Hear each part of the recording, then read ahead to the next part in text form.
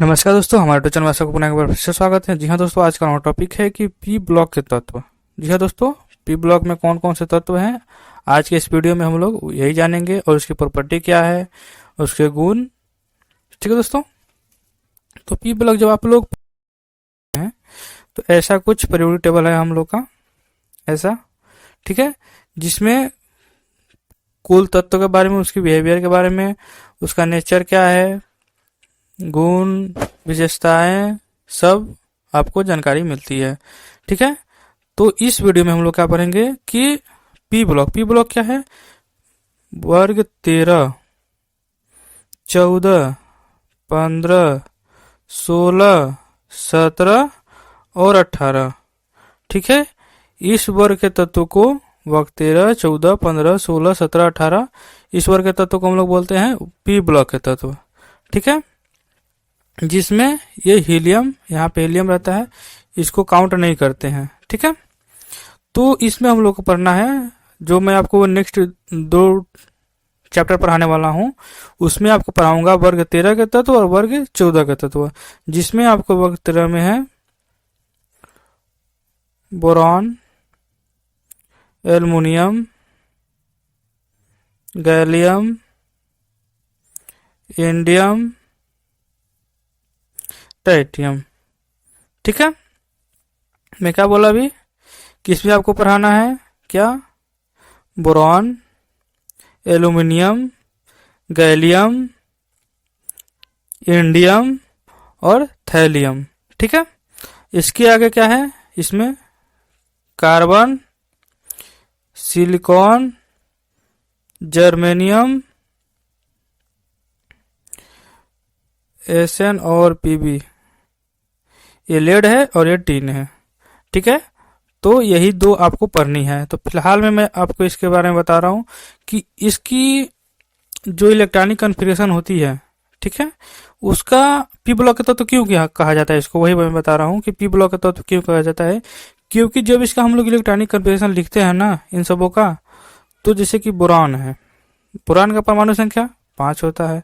अब इसका जब हम लोग इलेक्ट्रॉनिक कॉन्फ़िगरेशन लिखेंगे तो इसका अंतिम इलेक्ट्रॉन जो होता है वो पी सब सेल में जाता है। देखिए कैसे, 1s2, 2s2, 2p1, 2 2 4 और 1 5, 5 इलेक्ट्रॉन हो गए।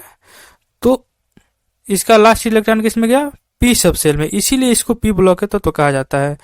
ठीक है, जैसे आप ले लीजिए एल्युमिनियम का। ठीक है, एल्युमिनियम का क्या होता है, एल्युमिनियम का होता है 13। ठीक है, तो जब हम इसकी इलेक्ट्रॉनिक कॉन्फ़िगरेशन लिखेंगे तो 1s2, 2s2, 2p6, 3s2, 3p,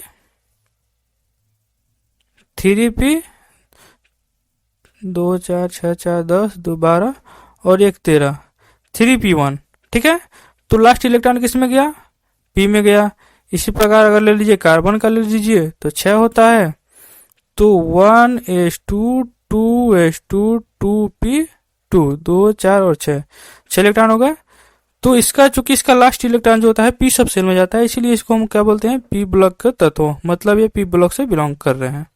ठीक है, तो हम लोग ये बोल सकते हैं कि इसका जो जनरली इलेक्ट्रॉनिक कॉन्फ़िगरेशन होता है, electronic configuration NS2 NP1 to 6, ये 1 - 6 नहीं है, 1 to 6,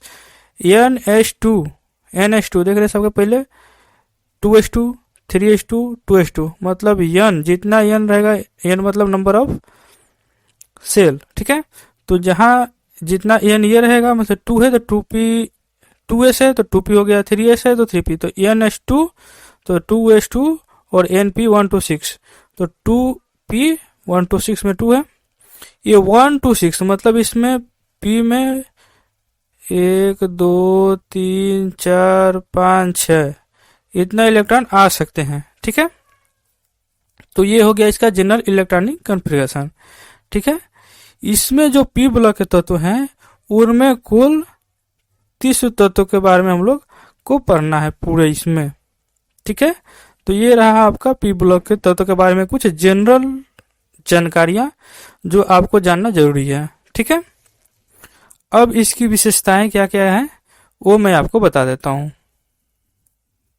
तो देखिए, मैं ऑलरेडी लिख रखा हूं ताकि लिखने में टाइम ज़्यादा वेस्ट ना हो।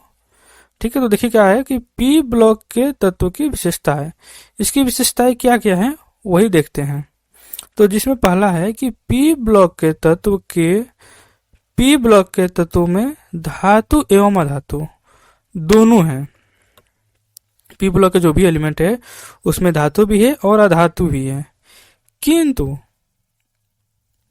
अधातुओं की संख्या धातुओं से ज्यादा है। मतलब जो धातु की संख्या है वो अधातु की संख्या से ज्यादा है।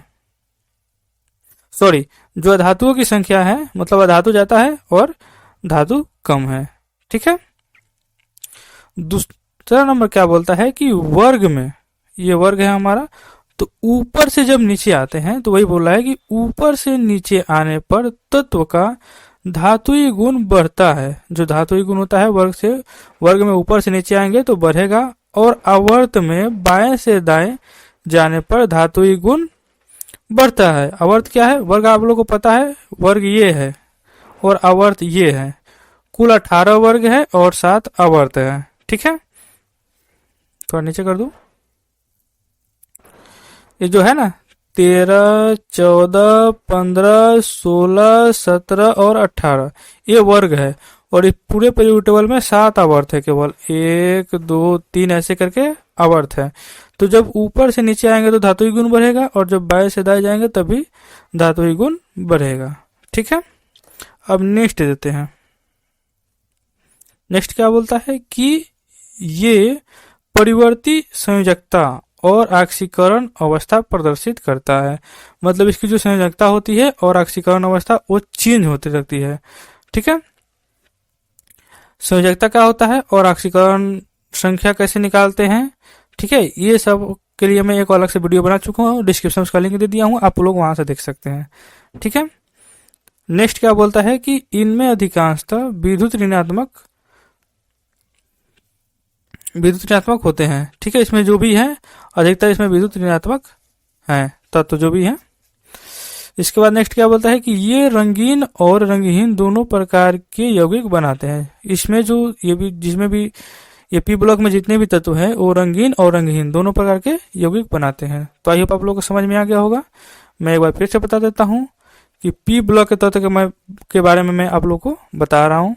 ठीक है, पी ब्लॉक के तत्व कहते हैं क्योंकि जब भी इसका इलेक्ट्रॉनिक कन्फिगरेशन लिखेंगे लास्ट इलेक्ट्रॉन पी सेल में जाता है, इसीलिए इसको बोलते हैं पी ब्लॉक के तत्व। ठीक है, इसमें कुल 30 तत्वों के बारे में आपको पढ़ना है। ठीक है, जिसमें हीलियम वर्ग 13, 14, 15, 16, 17 पर 18 ये पढ़ना है, लेकिन हीलियम को छोड़कर। ठीक है, हीलियम इसमें काउंट नहीं होता। ठीक है, इसका जनरल इलेक्ट्रॉनिक कन्फिगरेशन क्या होता है? NH2 NP126। ठीक है, अब इसकी विशेषताएं क्या क्या हैं कि इसमें धातु और अधातु दोनों हैं, परंतु धातुओं की संख्या जो है अधातुओं से ज्यादा है। ऊपर से नीचे आएंगे वर्ग में या आवर्त में दाएं से बाएं जाएंगे धातुई गुण बढ़ेगा। इसके जो ऑक्सीकरण अवस्था होता है ये चेंजेबल होता है, हमेशा चेंज होते रहता है। ठीक है, और इसमें जो भी तत्व है इसमें अधिकतर विद्युत ऋणात्मक है, और ये रंगीन और रंगहीन दोनों प्रकार के यौगिक बनाते हैं। तो दोस्तों आई होप आप लोग समझ में आ गया होगा जनरल जानकारियां। ठीक है, और नेक्स्ट वीडियो का इंतजार कीजिए जिसमें आपको स्टार्ट करूंगा कि वर्ग 13 के जो भी तत्व हैं, मैं बताया ना वर्ग 13 में कौन कौन से तत्व है? बोरान, एल्युमिनियम, गैलियम, इंडियम और थैलियम। इन लोग के बारे में नेक्स्ट वीडियो में आपको बताऊंगा। ठीक है दोस्तों, तब तक के लिए आप लोग पढ़ते रहिए, रेगुलर स्टडी करते रहिए, और अगर मैंने चैनल को सब्सक्राइब नहीं किया है तो प्लीज सब्सक्राइब कर लीजिए, बेल आइकन को दबाइए ताकि सभी नए अपडेट आपको मिलता रहे और आप रेगुलर स्टडी करते रहें। Thank you. और अगर आप लोगों को कोई कंफ्यूजन है, कोई आपको सजेशन चाहिए, ठीक है, या फिर कोई भी क्वेश्चन आपको फंस रहा है तो हमारे कमेंट बॉक्स में कमेंट कीजिए, बताइए कौन सा क्वेश्चन आपको फंस रहा है, ताकि मैं उस पर एक नई वीडियो बनाऊं या फिर उसका सोल्यूशन कैसे भी आपको प्रोवाइड करा सकूं। Thank you.